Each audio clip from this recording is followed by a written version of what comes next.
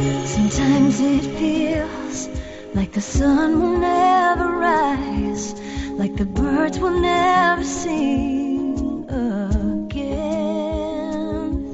Believe in a power greater than what you are going through. When you don't know what to do, keep breathing. That's right. When you don't know what to do, just keep on breathing. From the City of Angels in Los Angeles and from the Big Apple in New York City. Welcome to all my listeners out there in Radio Land. I'm Dave, the Caregiver's Caregiver, at caregiverdave.com, along with my lovely co-host, Adrienne Gruberg, at thecaregiverspace.org, who is due to join us very, very shortly. And we are coming to you live and on demand 24/7 on numerous syndicated radio and podcast networks. We are proud to be voted #1 caregiver podcast on the top 50 on Player FM and #3 on FeedSpot out of thousands. And we especially have an exciting show planned for you today. And it's Karen Warner, the Sudden Caregiver, a roadmap for resilient caregiving. But before we get started, I want to take this moment to thank my last week's guest, Dr. Michael Glenn. And the show is entitled, If I Knew I Was Going to Live This Long, I Would Have Taken Better Care of Myself. And just a reminder, you can watch or listen to that interview and all our interviews on our membership website, caregiverdave.com, or any of the other 25 global networks that I mentioned earlier, iHeartRadio, iTunes, etc. Okay, enough of that. Karen Warner Schueler became a sudden caregiver when her late husband, Joel Kurtzman, was diagnosed out of the blue with stage 4 cancer. Now, in her book, Sudden Caregiver, a roadmap for resilient caregiving, she draws upon her own experience and experience of other caregivers and research from the field of positive psychology to offer the informal, unpaid, sudden caregiver a roadmap, a path to resilient, and a rational approach to planning what is essentially unplannable. You can say that again. And Karen, welcome to the show. We're so happy to have you on. I'm so happy to be here. Thank you so much. Thank you also for the work you do. Well, thank you for the work you do. So there. So we like to ask our guests, who is Karen Warner Schueler, and why was she put on this earth? That's your question. Why was I put on this earth? Well, Yep. I would say I was put on this earth to be a professional problem solver. I think that my skills at solving problems well preceded my work and my life as a caregiver. But when I became a caregiver, suddenly, when my husband was diagnosed with cancer, I realized that two things that I do really well were the most important things I could do. The first is until cancer, I feel like I never met a problem I couldn't solve. And, but I tried as a caregiver. That was my mission in life. And the second thing is to really be able to take experiences that I've had and share them with others. And I'm an executive coach. That's what I do for a living. So those two things. And then I ended up right before becoming a caregiver, I happened to get a degree in positive psychology from the University of Pennsylvania. So honestly saw everything about caregiving through that lens. That, as you say, the ability to thrive and not merely survive as a caregiver. Wow, well said. So let me formally introduce you to Adrienne Gruberg from New York, and this is Karen. Hi. Hi, Adrienne. Hi, where are you? Pardon? What Where part are of the you country are you located? from? I am in South Carolina, right on the coast, Oh, between okay. Charleston and Savannah. How's the weather down there in South Carolina today? We're having a good, nice, warm day today, for sure. Yeah. Oh, good. So we got some questions we want to ask you, and I just wanted to know, you are an author, right? Tell us a little bit about your book. Why did you write your book? What goals do you have for it, and what do you hope to be accomplished by it? I wrote my book, The Sudden Caregiver, first of all, because when I was a caregiver, and I'd never heard of Caregiver Dave, I was put in a position of, I've got to make this thing up by myself. But since I had just gotten a degree in psychology, positive psychology, I thought I'll do some research. I'm like a perpetual student. And in doing the research, all I found were negative things about how difficult caregiving is. There's no absence of research that supports that. What I was looking for was a roadmap, and I couldn't find it. But I found a lot of good information on caregiving. But what I found also was when I started talking to caregivers and when I compared my own experience to the research, there's a real positive angle. There's a real positive way or approach to caregiving, which I call the caregiver paradox. So I decided to put this book together, and it really has 3 parts. The first is how to be a caregiver, that is, how to build a practice of resilience. And there's something in the book, I have a map, I'm big on maps, called Pathways to Wellbeing, and it's 6 things. So you can literally kind of go through the pathways and build your resilience. And I also believe that resilience is a practice, like leadership or going to the gym or music. You have to do it in order to become good at it. And it's really easy as a caregiver to get run over by the negative side of things and not feel like building a practice of resilience. So that was one thing. And then the second part is what to do as a caregiver. And I created a roadmap that has 2 dimensions. One is caregiving takes place in phases over time, which was, when I read that in some research, it was just hallelujah, because I was in crisis. We were in crisis, my husband and I thought we're just going to go from crisis to crisis to crisis. And so, but in fact, the roadmap is crisis, as normal as possible, resolution, and evolution out of caregiving. So the second part is, what do you do? And there's a list of things. And then the third part after all of that is, how do you evolve away from the caregiving role? And that's the last part. So my roadmap spells CARE, easy to remember which phase you're in. Wow, that's very clever. So I'm so sorry to hear that your husband died in 2016. Thank you. Tell us about him, honor him right now, and tell us the story. Okay, I have my Kleenex here. And we have ours. We have ours, yes. My late husband, Joel Kurtzman, was, I would say, when we were together, he was the big planet and I was the little planet. That is, he had a big footprint in the world. He published 20 business books. He founded 2 seminal business publications. They're still going strong.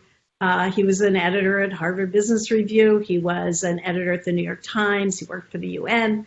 So he really was someone, he would have an idea and then say, how can I impact the world with this idea? Right. And literally have an idea at breakfast. And 9 months later, we were holding it was a book. It took me 4 years to write my book. He would just... Wow.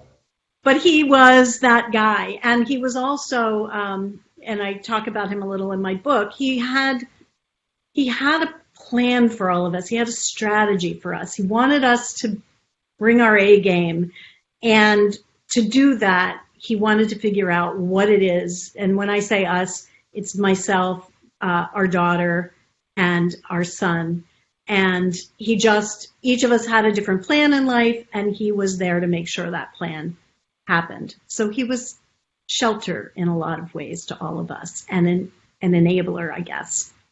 Oh, a door opener. So he was supportive about your book? Well, he wasn't alive when I started writing my book, but I did talk to him. But you talked about it, didn't you? Yes, I talked to him about my book and said, we really need to do this. And, and he was, well, the thing that to know, and I'm sure this is true for a lot of caregivers, is he did not ever talk about dying. We probably, over the course of 18 months from diagnosis to his passing, we probably talked about his death like twice. And there are people who find out they're dying and blog about it and embrace it, but that was not my late husband. And so everything about positive psychology and everything we did was to have a growth mindset, to have a way of like, what's the next thing? What's the next treatment we can seek? What clinical trial have we not heard about that we need to find out about? And that was, to a large part, that was my life as a caregiver, is generatively finding what's the next thing. And the idea was to move from one treatment to another, as cancer in particular was getting so much attention in terms of research that we thought we could get as far as we could on that. So we didn't discuss it a lot, except in terms of how can we beat it. Yeah.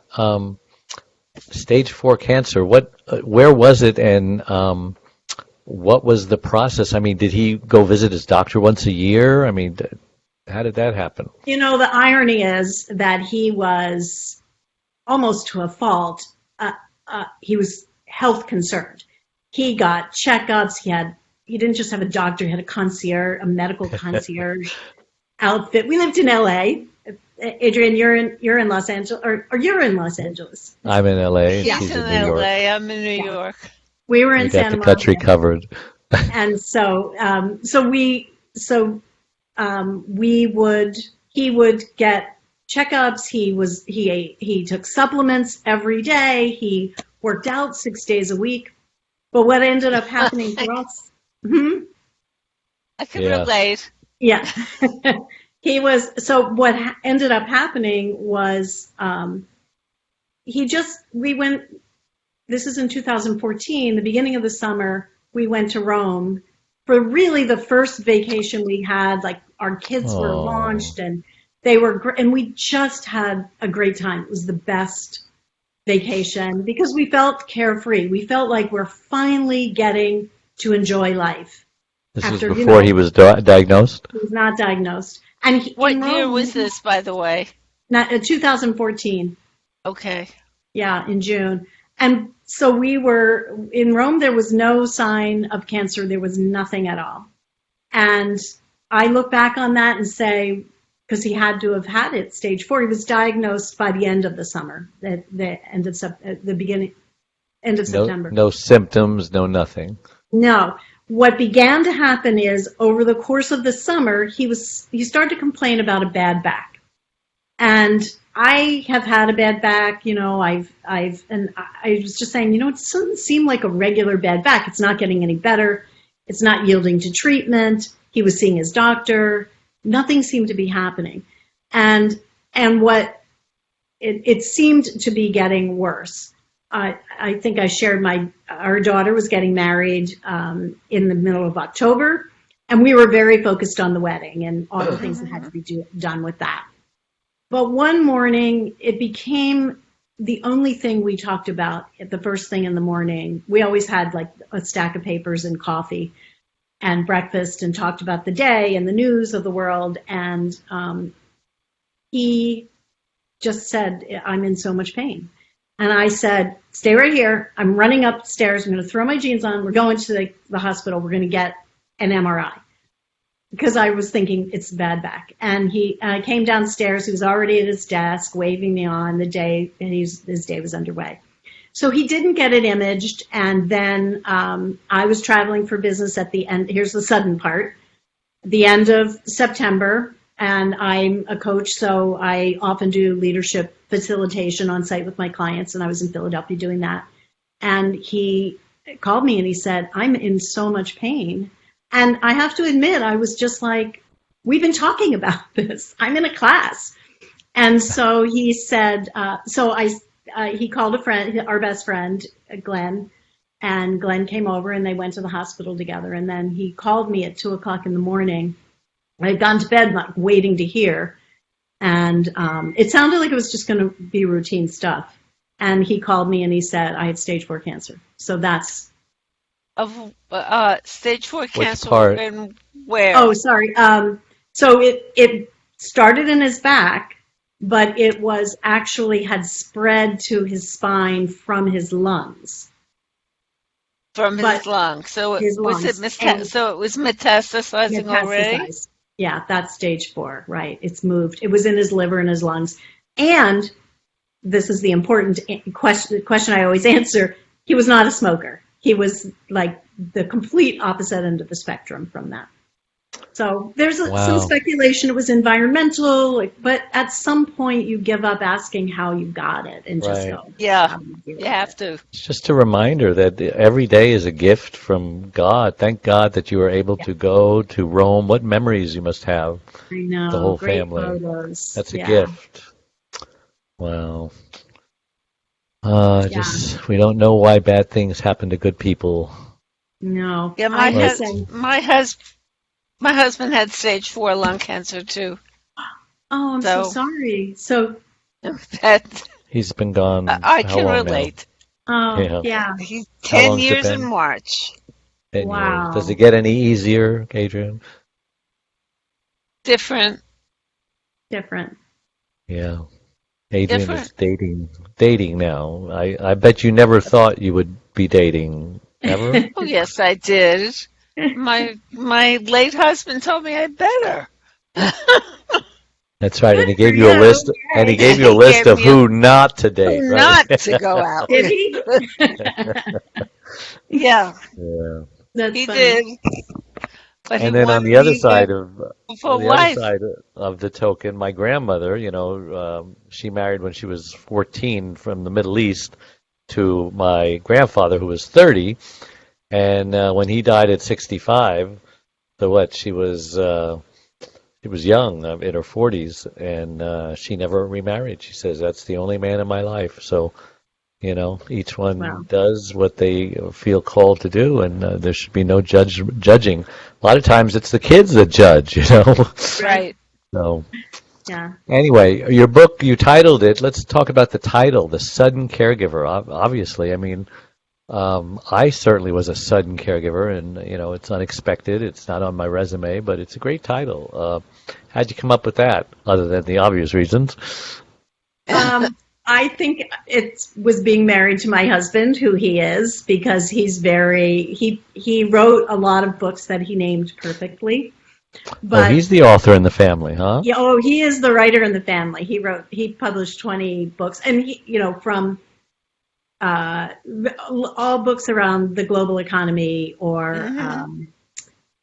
how optimism about America. He wrote a book called The Second American Century. He wrote a book called The Global Edge. He really How many understood. altogether? It's prolific. Yeah, he 20 for sure. Whoa! He wrote a book. His big famous book in the beginning was called The Death of Money, where he called. I've read that. Yeah, he called. He advertised that a lot on the internet. Yeah. So, and then he published when he was he went to Berkeley when he was still an undergrad. He published 2 books of fiction. So he was that guy. He's kind of famous. He's very able. So you and him spoke about your book. Did he give you a title suggestion? He didn't really. I think it just felt to me like, honestly, if I were walking through, and I'm a big Barnes and Noble, I like pre-COVID, wander through Barnes and Noble as a hobby. But if I were seeing a book like this, if I were a caregiver looking for a book, which is what I was, and I saw this laying on the table, I would totally buy it. I wouldn't even read the first sentence. I would just go, this seems to be written for me. But he did think that whole problem-solving aspect that I started with, he did think that would be I would be able to put a book together that would problem solve for people, not just talk about my experience. Well, he was certainly right about the death of money. So, listen, We're going to take a break. We'll be right back, so don't go away. Okay, thank you. Dave Nasani, the Caregiver's Caregiver, has just released his 6th book entitled It's My Life Too, Thrive to Stay Alive as a Caregiver. It was specifically written for caregivers who know they should be putting their needs first, but just don't know how. Dave is the sole caregiver to his wife, Charlene, since 1996. He knows firsthand what caregivers are going through, because he is one. He now speaks all across the country, offering caregivers his amazing caregiver support package. Even the airlines tell us that in the event of an emergency, to put your oxygen mask on first before you help your child with their mask.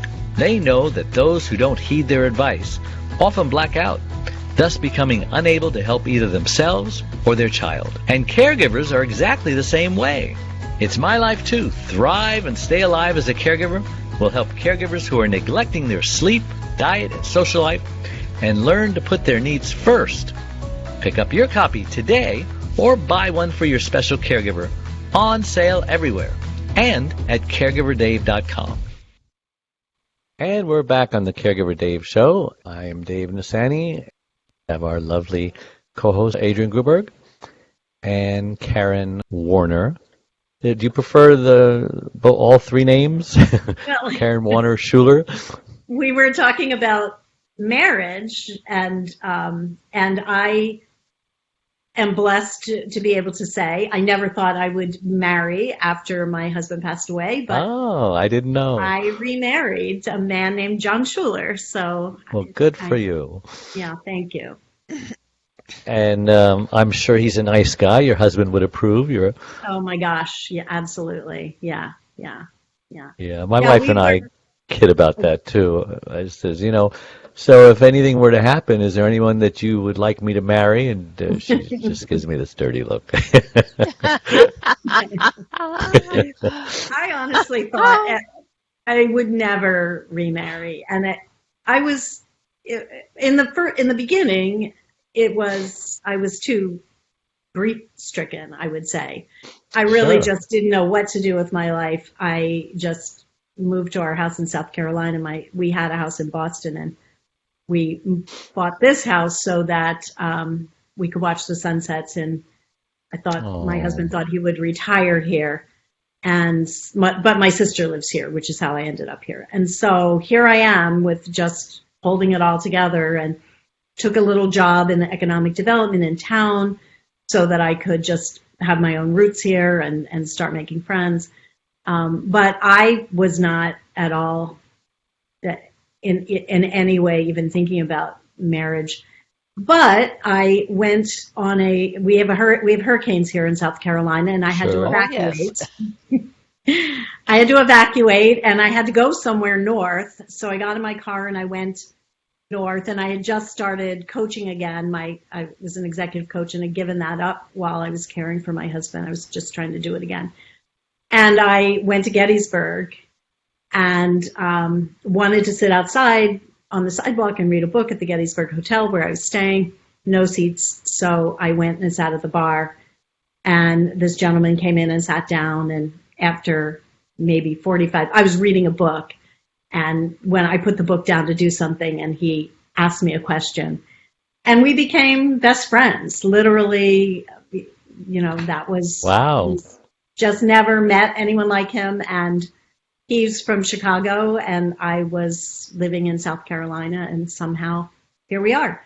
So during COVID, we were going to get married in Gettysburg, but COVID had other plans.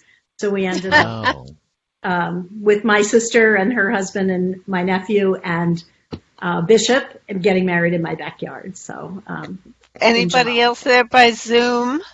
And 64 of our closest friends and relatives by Zoom. Yes. Yeah. Yes. And honestly, it was nice. Nice. Yeah. People were saying it was so intimate, and because we were all together. So it was cool. So he picked you up in a bar. I tried to say. I tried to say. Well, we met on the battlefield in Gettysburg. We did end up touring the battlefields the next day. And so, how long was your courtship? I would say, we got 2.5 years before we got married. He proposed a year ago. I was asked to speak in Australia at the International Positive Psychology. Yeah, never been. It was amazing. And so he came as, we were going to tour Sydney after my conference was over, and he had a ring in his pocket the whole time. So one night after dinner, he pulled a ring out, got down on his knee. Wow. It was like, what are you doing? Yeah, it was really, really sweet. So what was the title of this book that started this whole thing? The Sudden Caregiver, is that what we're talking about? It was your Yes. no, I'm talking about the book that you were reading at Gettysburg, and you sat down and he looked at it. I wish I remembered that. It was a book You on don't Gettysburg. even remember. Oh, It was wow. about Okay. Gettysburg. Yeah. It Yeah. wasn't a tour book, but it was an essay on Gettysburg. No, you should find out Okay. because if that was a different title, it maybe never would have happened. Not you know? have happened. It's true. It's true. No. Yeah. It sounds like love at first sight to me. So, and you're Absolutely young. true. You deserve, A full life. many caregivers who are no longer caregivers struggle, don't they, Adrian? They struggle with Many guilt, they struggle caregivers with all sorts of struggle. things. A lot of them feel guilty. I waited until I knew that I'd have a life after caregiving, but I waited until it felt right. And after about 2.5 years, it felt right.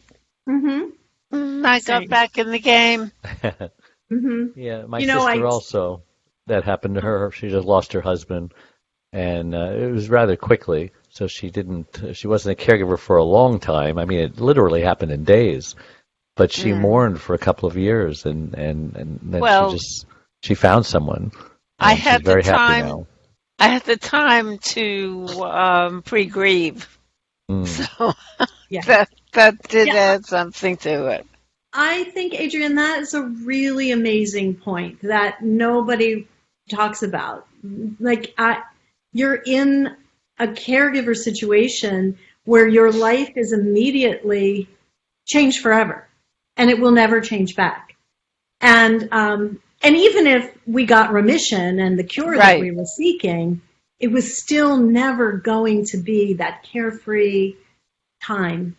And I think that there is some research that says that there is such a thing as pre-grieving and that there is no timeline. No, did you have this feeling of it hanging over your head as this is the way my life is going? And did your husband have it too, or was he a little looser about it? Do you mean while we were caregiving, while he was While a you were caregiver? caregiving and he was the patient, yeah. My feeling was we're in this and we're in a thing. And Uh-huh. because of my roadmap, there's 4 phases, but when we got out of crisis, we got into a phase that I call as normal as possible. It's that Right. quality of life phase. So as normal as possible means as possible. It was by no means normal for us, what we used to do and be, but it was accepting and kind of leaning into the changes that took place in our lives. So it wasn't, and I talk about this because I think this is a really important thing for caregivers to realize. We had moments of joy. We celebrated. Sure. We did things together. I mean, the day that we could finally go to dinner and a movie was like we were taking a trip to the moon or something. Wow, we get to do this. But I do think that caregivers, and this is a lot of when I have that first part of my book, which is about how to be as a caregiver, to build that resilience. You can talk to caregivers who say, I have such positive relations with my parent who I'm taking care of. And he never talked to me before. I never knew what his experience in the war was, or more intimate. Like, I felt like my husband and I were drawn together much more closely because we were solving the same problem together and we had each other's backs. Me as well. Yeah. Right. And we were really, it was sort of like the cancer made us realize what a great life we had together, and how good we were together. And then, so as normal as possible, it just goes on. The goal is for as long as possible. And then there's a bit of a downturn. For me, you may be the same. I didn't recognize the downturns. I saw them like out of the side of my, eye, but I wasn't really going, oh, Right. this is it. I was just, and I think to be fair to me, I just thought it was just a phase and we'd come back out of it. But Right. yeah, so. Well, it's better to be optimistic. That's in my book. It actually is research that says it is better to be optimistic. One of the things I did as I wrote my book was I did check in with the research on the positive psychology side of things to make sure I was saying something. Even though I believe it, I wanted to make sure it was true and proven. Sure. And so there's a lot of evidence. So my book actually, without, I hope, being obtrusive, I have 216 references of things where you can go and study. At the back of the book, it's just notes and sources. But if there's a concept you're interested in, you can go and pursue that. Like gratitude is a big concept that people, that has been found to really impact the quality of your day to day. Yes. Yeah. So Joel, what's his name? Not your husband, Joel Kurtzman, but someone else wrote a book with the same title, The Death of Money. That has nothing to do with your book, right? That was James Rickard. Yeah, he's selling it right now. So your husband actually started writing about it years ago, right? Yes, in the 90s, I think that was his. Yeah. Yeah, very prophetic. He's a youngster. He saw it coming before anybody else did. Yeah. So you have this ministry, I guess, to caregivers, and they read your book and they can relate. Well, I'm a sudden caregiver too, and they reach out to you. What do you tell them? How do you help them? Well, I am on a mission to reach every single caregiver I can. So we have 53 million caregivers here in the U.S. That's the latest number from AARP. You know this. It's higher, by the way. Oh, no It kidding. is higher. But 11 to 13% of the populations of the developed countries. So there's a lot of emphasis on caregiving in the world. And one thing we know is caregivers go it alone. That's, over half and I would too.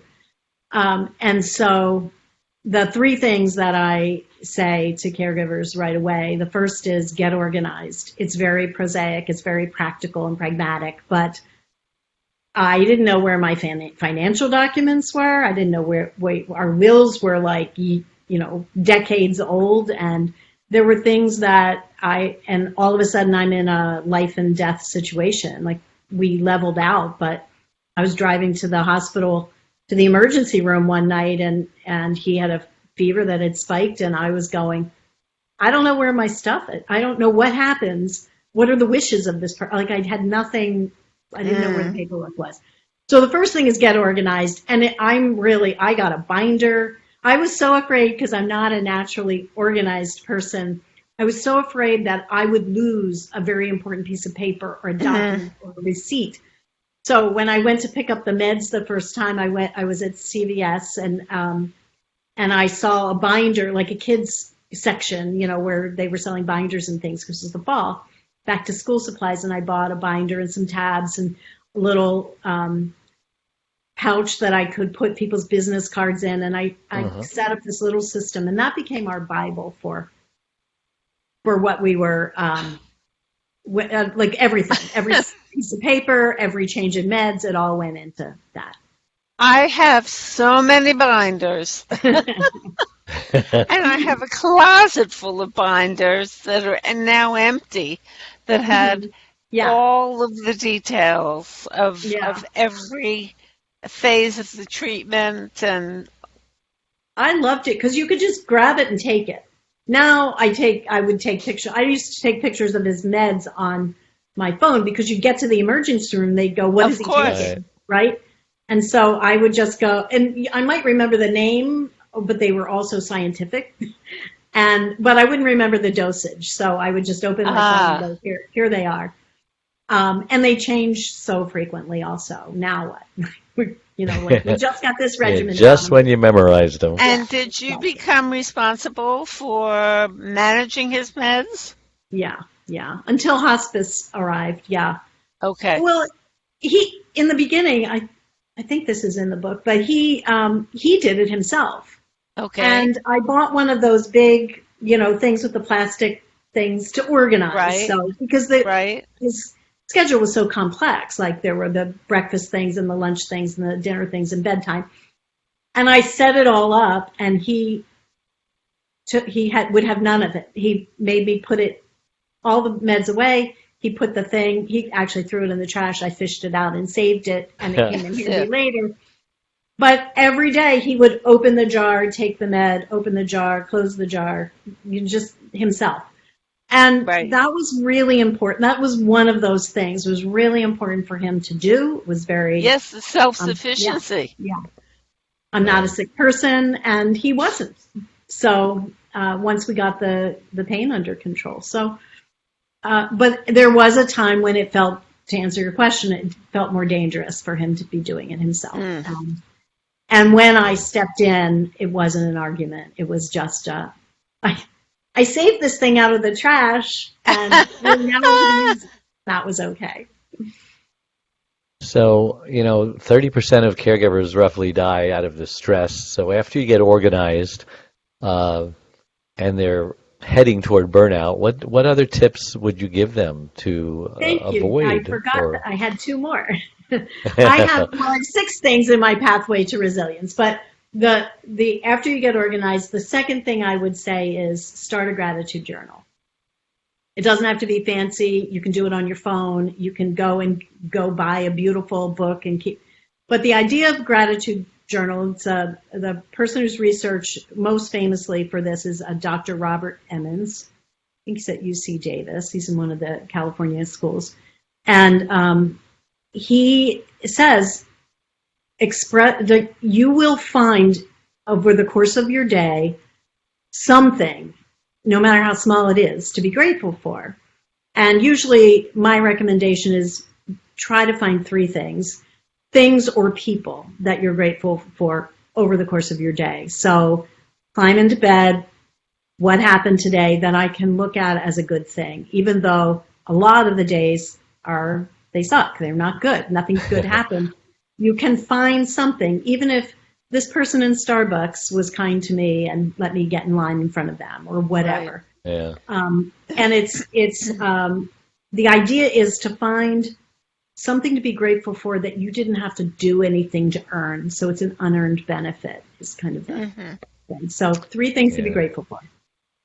The second thing is what I alluded to earlier is that sort of caregivers go it alone.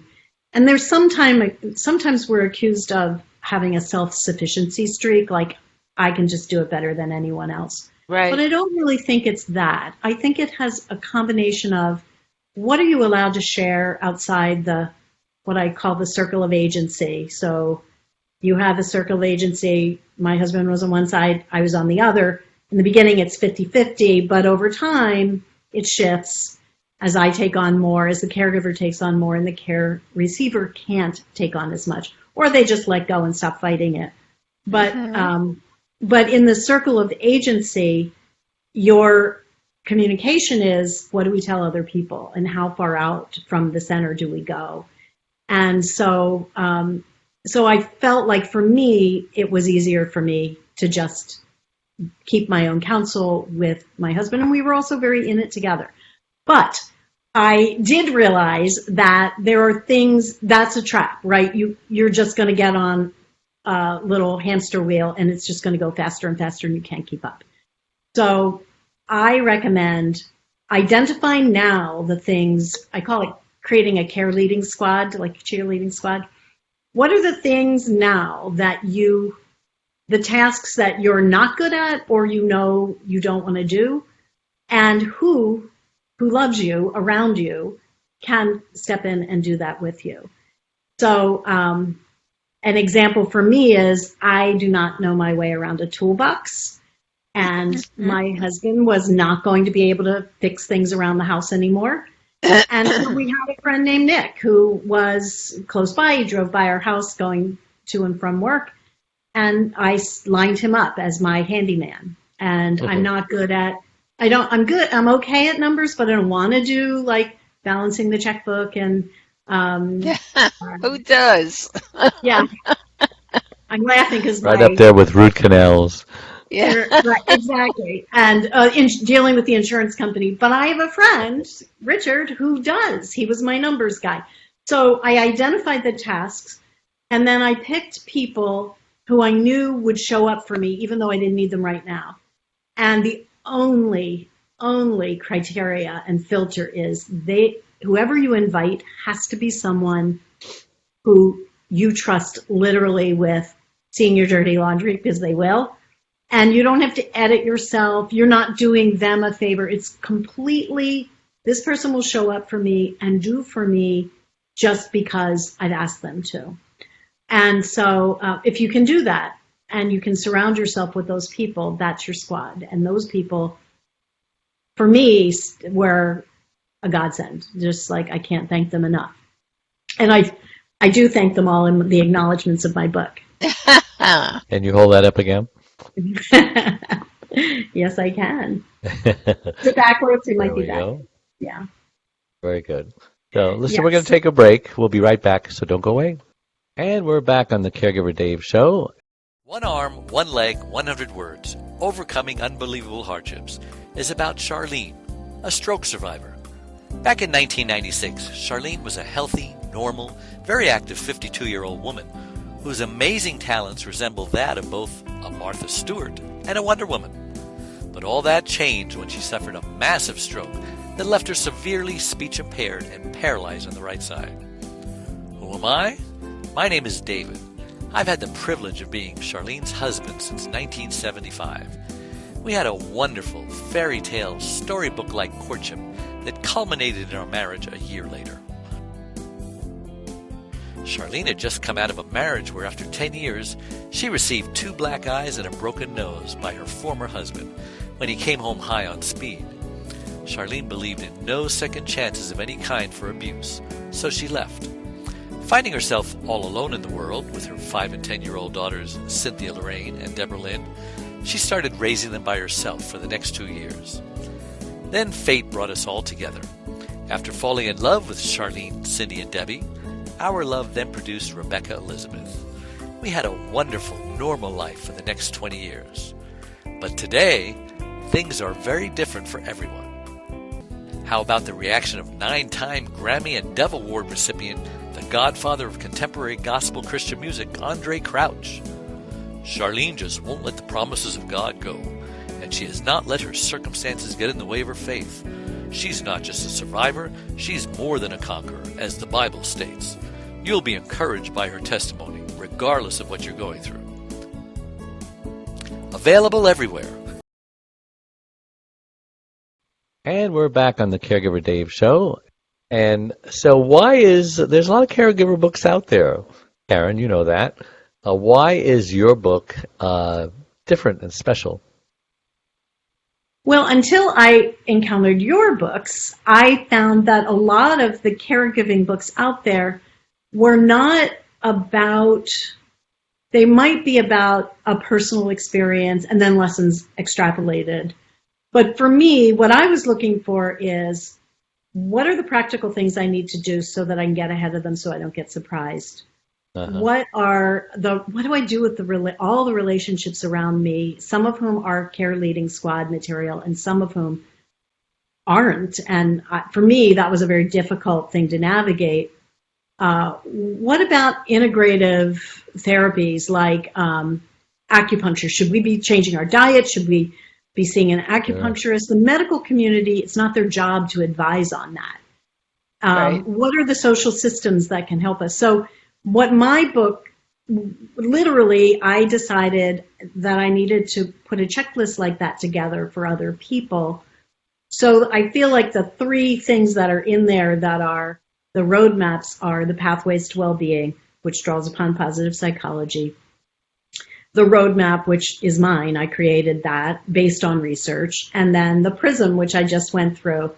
So what are the practical, relational, integrative, social systems and mindful things that, and one of the things that I think you do really well, Dave, is how do you take care of yourself? Like Self-care. putting on the, yeah. And that self-compassion that goes along with that. Oh, of course. So this is your first book. Did you come up with any tips or things that you would suggest? Because there's a lot of caregivers out there who are in your shoes and they're thinking, I have a lot of information. Maybe I should write a book. What advice would you give them? What struggles did you have writing your book? The first thing I would say is I had that voice in my head that said, "Who are you to write a book?" My late husband was, my late husband was a prolific. He was the person who put the books out into the world. That's intimidating, isn't it? It's pretty intimidating. And then after that, once I got over that, and I got over that because I applied for a grant from the University of Pennsylvania from my alumni association, and I got it. And so then I thought, well, this is bigger than me. I have to now do something. These people gave me money, and this is bigger than me writing at my kitchen counter with my dog and her bone at my feet, being a sad widow. So that helped me. That gave me a encouragement. And then the second thing was, I went to a writing conference at Harvard, and this particular conference, they have literary agents who come and they sit in the back of the room and you can talk to them. And I got in line and I started talking to this agent, and she just sort of, her first question was, well, how many contacts do you have on social media? So nothing about, I didn't even talk about the book or anything. And I said, like with my husband's, maybe I have 5,000. I'm not sure. And she said, well, you need 100,000. And it was like, go away. So that was another crisis in confidence. But she was a publisher or a publicist? She was a literary agent, and I think it's to be charitable, because it really threw me for a loop. I really do think that she was trying to. It was tough love. Like, this is the world you're in. You're trying to enter it. These are the rules. This is what you need. Yeah, and so what I did was I was in a writing workshop for the entire time, which I loved, and I took a break from the writing of the book and focused on building the suddencaregiver.com and trying to think about, if I put a community together, what that would look like, and to start writing blog posts, which I did, and then I got to a place where it's like, I'm not writing the book, and I work full time doing other things. So I felt like I thanked that agent, sent her love into the universe, and went back to finishing my book. Wow. I can't believe how quickly the time has flown. We have about 5 minutes left. So I'm going to let you decide what else you want to share with us that we haven't discussed yet. Well, what comes to mind is a little bit about me that I didn't mention is, and I think it's one of the most important things about me, is I'm a mom. I have a daughter and a son-in-law who live in San Diego.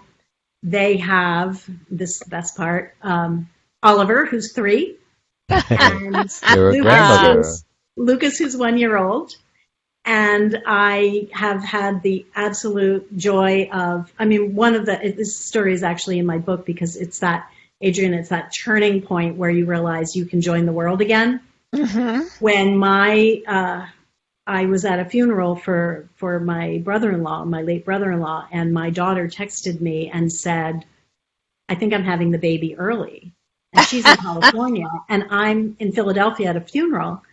And so I whip around, literally leave the celebration of the end of my brother-in-law's life to go and greet the entrance to the world of my grandson.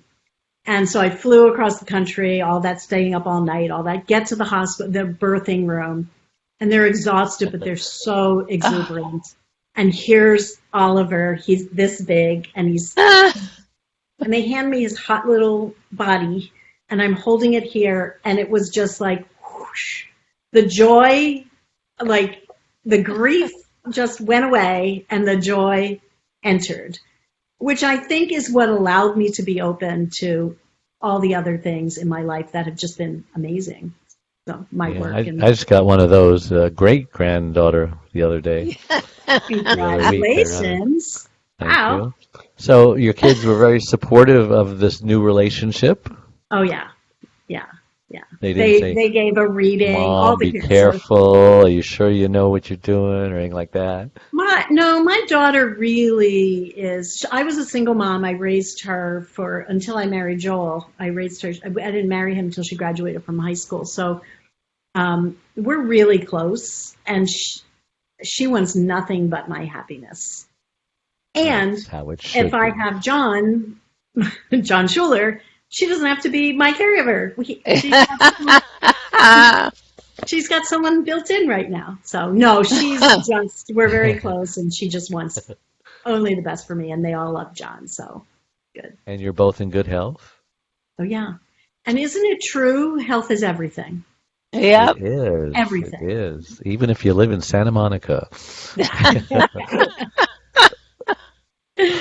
Yep. Well, how can someone get a hold of you, get a hold of the book, or just pick your brain for some questions or Oh yeah. anything like that? So I have a website, thesuddencaregiver.com.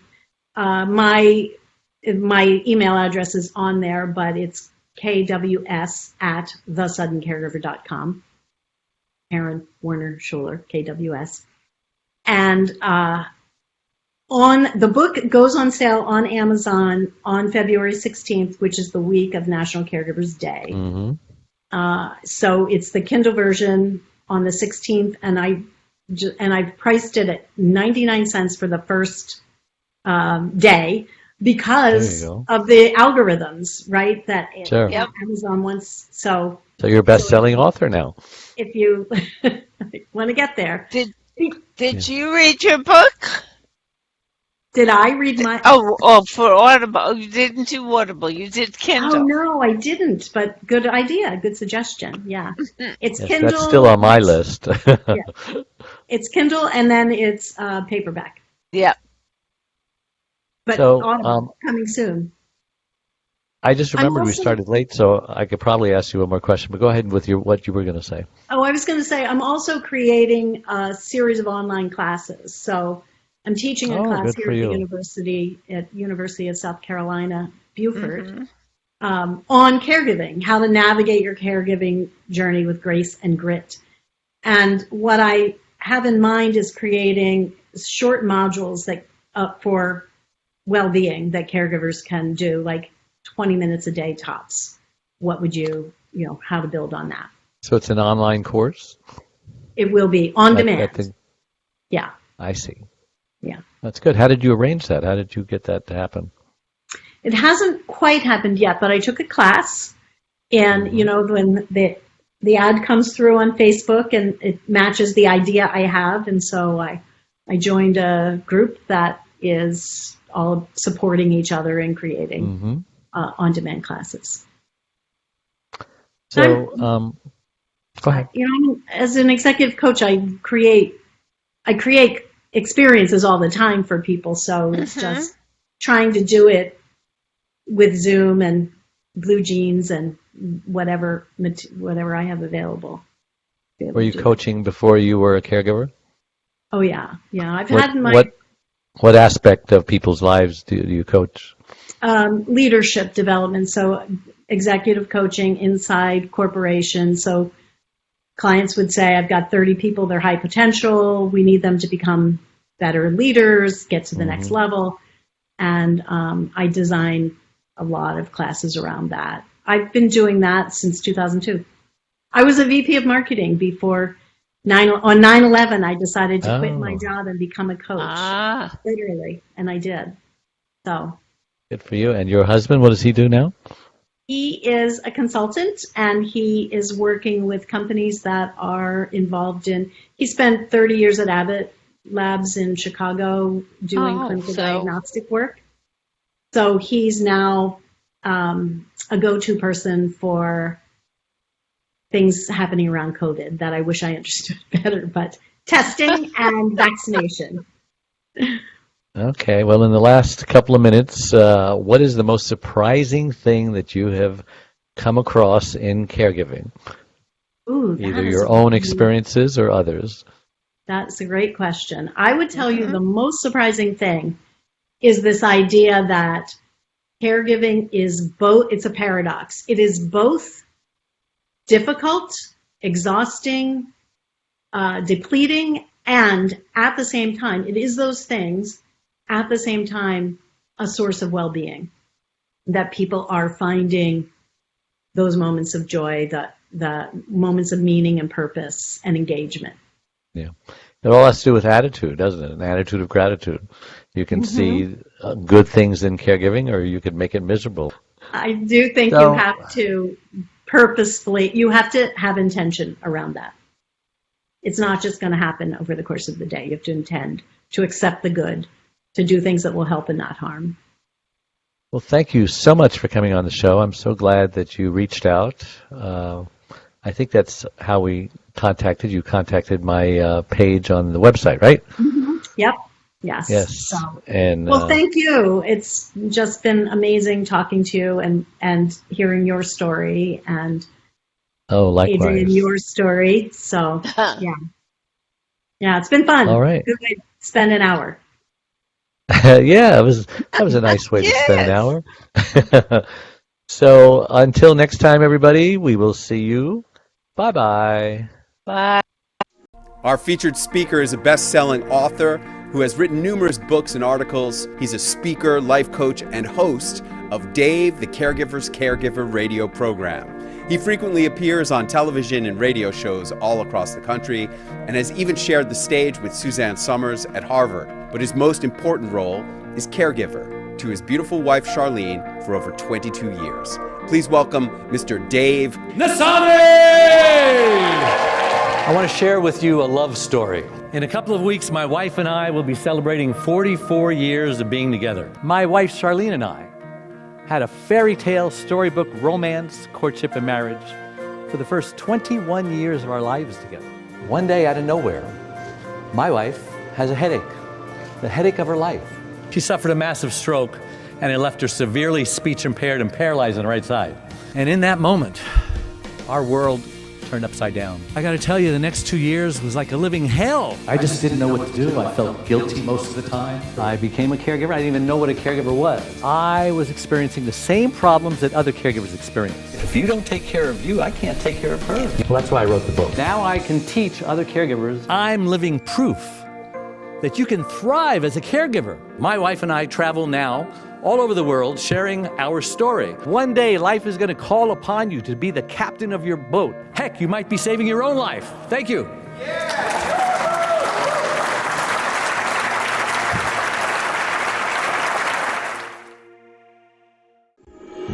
Sometimes it feels like the sun will never rise, like the birds will never sing.